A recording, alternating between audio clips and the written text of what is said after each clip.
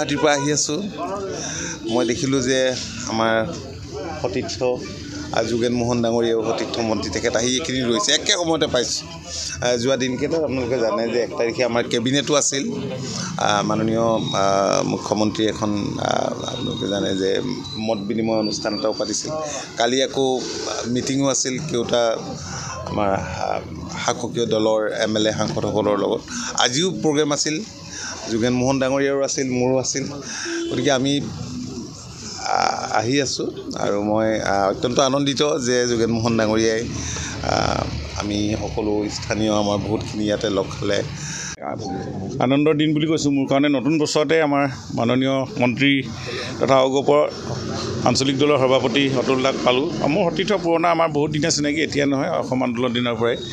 আৰু অগপ বিজেপি কৰ্মীসকলৰ যোগেদি আজি ইয়াতে এতিয়া অকণমান চাহ মেলো চলিলে, অলপ নতুন বছৰত 2 এষাৰ বাৰ্তালাপো হ'ল। আৰু খুব ভাল পৰিৱেশ। এনেধৰণে আমি গোটেই অসমত আমি সকলোৱে মিলিজুলি অসমখন আগবঢ়াব লাগে।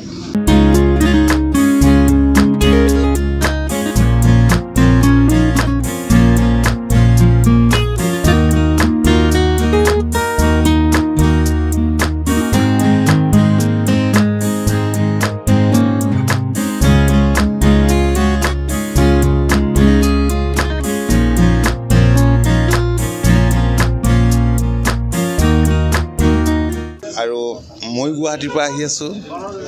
মই দেখিলোঁ যে আমাৰ সতীৰ্থ যোগেন মোহন ডাঙৰীয়াও সতীৰ্থ মন্ত্ৰী তেখেত আহি এইখিনি ৰৈছে, একে সময়তে পাইছোঁ। যোৱা দিনকেইটাত আপোনালোকে জানে যে 1 তাৰিখে আমাৰ কেবিনেটো আছিল, মাননীয় মুখ্যমন্ত্ৰী এখন আপোনালোকে জানে যে মত বিনিময় অনুষ্ঠান এটাও পাতিছিল। কালি আকৌ মিটিঙো আছিল কেওটা আমাৰ শাসকীয় দলৰ MLA সাংসদসকলৰ লগত। আজিও প্ৰগ্ৰেম আছিল, যোগেন মোহন ডাঙৰীয়াৰো আছিল, মোৰো আছিল। গতিকে আমি আহি আছোঁ আৰু মই অত্যন্ত আনন্দিত যে যোগেন মোহন ডাঙৰীয়াই আমি সকলো স্থানীয় আমাৰ বহুতখিনি ইয়াতে লগ খালে আনন্দৰ দিন বুলি কৈছোঁ। মোৰ কাৰণে নতুন বছৰতে আমাৰ মাননীয় মন্ত্ৰী তথা অগপৰ আঞ্চলিক দলৰ সভাপতি অতুল দাক পালোঁ। মোৰ সতীৰ্থ পুৰণা, আমাৰ বহুত দিনীয়া চিনাকি, এতিয়া নহয়, অসম আন্দোলনৰ দিনৰ পৰাই।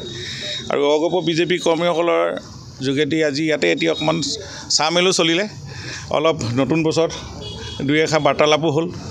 আৰু খুব ভাল পৰিৱেশ। এনেধৰণে আমি গোটেই অসমত আমি সকলোৱে মিলিজুলি অসমখন আগবঢ়াব লাগে।